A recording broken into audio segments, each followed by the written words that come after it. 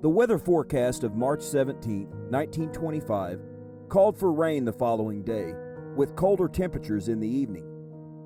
The biggest news stories in the Murfreesboro and Carbondale papers were about the bank robbery in Ava and the efforts of the government to stem the spread of typhoid fever. The citizens of Jackson County had no idea what catastrophe awaited them in less than 24 hours.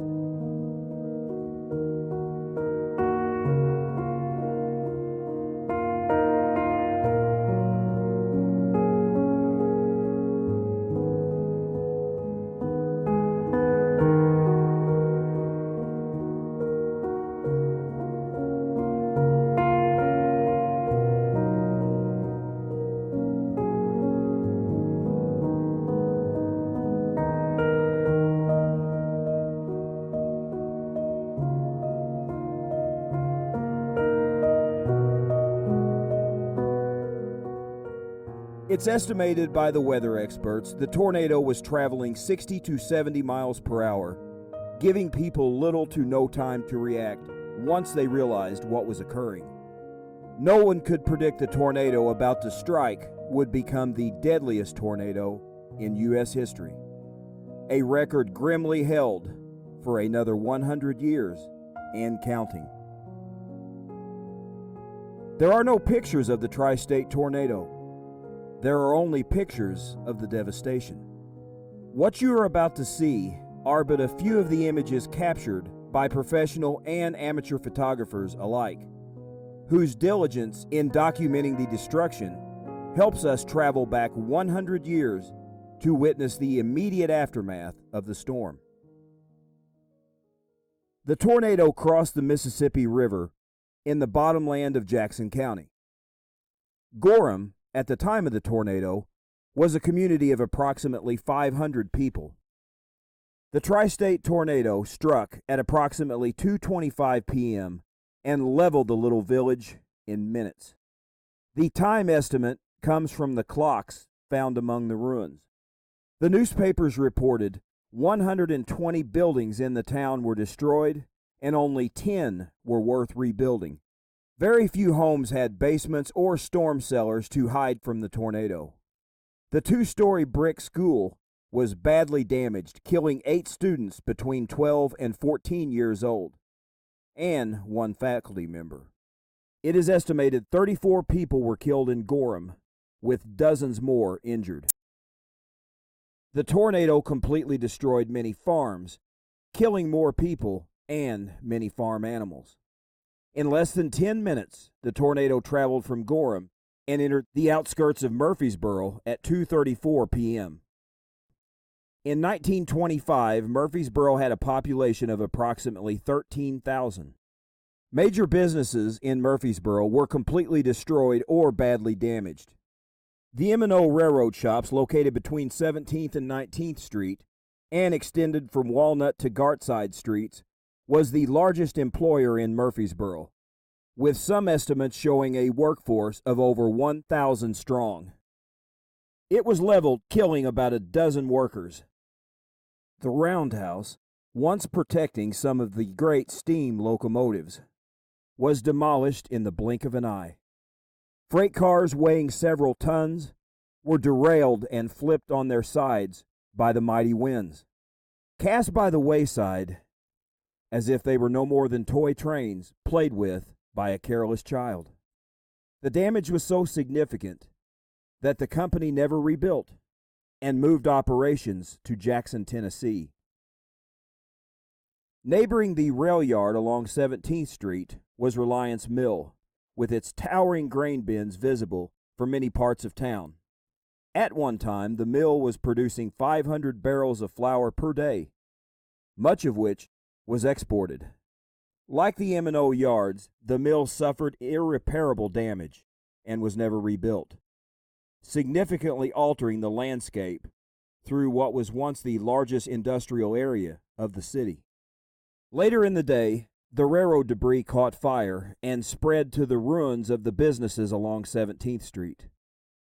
The body of one M&O worker, Foster Brown, was never recovered, and his body is believed to have been burned completely in these fires. It was reported in the newspapers that dynamite was used to help smother and stop the fire from spreading. Located on South 18th Street, the town's second largest employer, the Brown Shoe Factory, helped between 400 to 500 people earn an honest paycheck. The tornado ripped off the third floor and badly damaged the second, but thankfully, none of the employees were badly hurt or killed. The president of the Brown Shoe Company stated the factory would be rebuilt bigger and better than ever, and the factory rebuilt by mid-May was considered one of the most up-to-date shoe factories in the country. It would go on to overtake M&O as the town's largest employer, a title it would hold for several decades. Many small businesses were destroyed. Some of the businesses included Wisely's Florist, Cross Chevrolet Motor Sales, the Maryland Hotel, the M&O Bakery, the Blue Front Hotel, and Abel's Dry and Cleaning Services. Brick multi-story buildings along Walnut, stretching as far as 9th Street, were badly damaged or destroyed. The brand new First Baptist Church at the corner of 15th and Logan was holding a funeral when the tornado struck. Though many were injured, there were no deaths, and those who were uninjured were rushed to Logan School to help rescue children.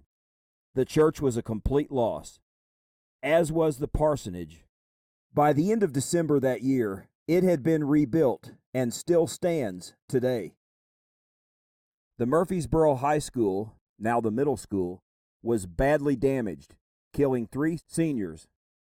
Pauline Ashman Gardiner was in the same room as her 3 classmates who perished, and recounted what she saw that day during a 1990 meeting of survivors. The side we were on, and that I was sitting, caved to the basement, and we just got out in time. The 3 that were killed were in that room, 3 seniors. However, I had seen Francis Hammer get up from the conference table up front and go into the library, which was through this west door, and something fell and broke her neck. And then Bernard was killed right there, I think, at the scene I saw him. Then Bert Robinson, wasn't it? He was blown from the conference table out onto the sidewalk, and his back was broken. They took him to Chicago, but he passed away. The Logan School on 14th Street was completely destroyed, taking the lives of 6 students in the process. Murfreesboro Police Chief Joe Boston rushed to help dig out the children, only to discover the first body he discovered to be his own 8-year-old daughter, Myra Evelyn. The school would be rebuilt and serve many more decades with thousands more children passing through its halls. Longfellow School on Logan Street was also completely destroyed, suffering the greatest number of student casualties in Murfreesboro. 10 students, ages 6 to 14, had their young lives cut short in the blink of an eye, including the 8-year-old son of Dr. Lewis R. Wayman, a Murfreesboro physician who had to sublimate his grief and the total loss of his home to attend to the hundreds of others injured. Raymond Schwabel was a student at Longfellow School and was injured in the storm. He recounted his experience, where the principal at the school thought he had died. Mr. Fisher said he saw me go out, but he lost track of me, and about that time a belfry tumbled down, and he thought I was under it. So he went out in the yard and checked around, and he found me laying out in the gutter of the street. My head was bleeding, I was bleeding all over. He looked at me and I was dead, as far as he's concerned, and he pulled me up on the kind of a boulevard and left me, and sometime or some way or another I got up and started down the street. The Lincoln and Washington schools were badly damaged, but survived with no deaths. Temporary hospitals had to be set up in Murfreesboro to handle the dying and injured. The Masonic Hall on Chestnut, the Eagles Club on 13th Street, and the Elks Club on Walnut Street were quickly turned into hospitals and morgues. Because Murfreesboro was so overwhelmed, most of the Gorham injured were taken to hospitals in Cairo and East St. Louis to be treated. Those from DeSoto were taken to DuQuoin and Carbondale hospitals. Even the worst of situations, there's always a touch of humor to be found. Joe Meadows of DeSoto, just 6 years old at the time, survived the tornado in the safety of the thick stone of the old Murfreesboro courthouse. He recalled the story of Dr. Wayman's feathered pet causing a rescue worker to start digging through the rubble of his home. Dr. Wayman had a parrot, but nobody at the time, they didn't know it was a parrot. And the guys in there digging through the rubble and trying to find people that kept hollering, "Help, help, help." So they all rushed up there and started digging. That parrot walked out. They found the parrot. He wanted out too. He wanted out too. The residential communities of Murfreesboro were some of the hardest hit. Beautiful homes on Walnut Street from 18th Street to 22nd Street were destroyed, along with the homes in the blocks immediately north and south of them. As the tornado continued to move northeast, it struck a residential section of town known as Little Italy.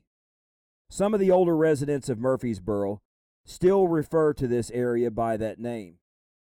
This area is bordered by Illinois Avenue to the north, Poplar Street to the south, and situated between 8th and 11th Streets. The tri-state tornado left this area unrecognizable. As it moved out of Murfreesboro, the next target was the village of DeSoto, approximately 7 miles away.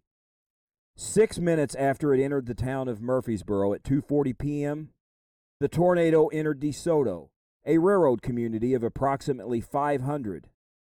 It flattened the business district and many parts of the residential areas. The 200-mile-per-hour winds caused the new brick 2-story grade school to crumble.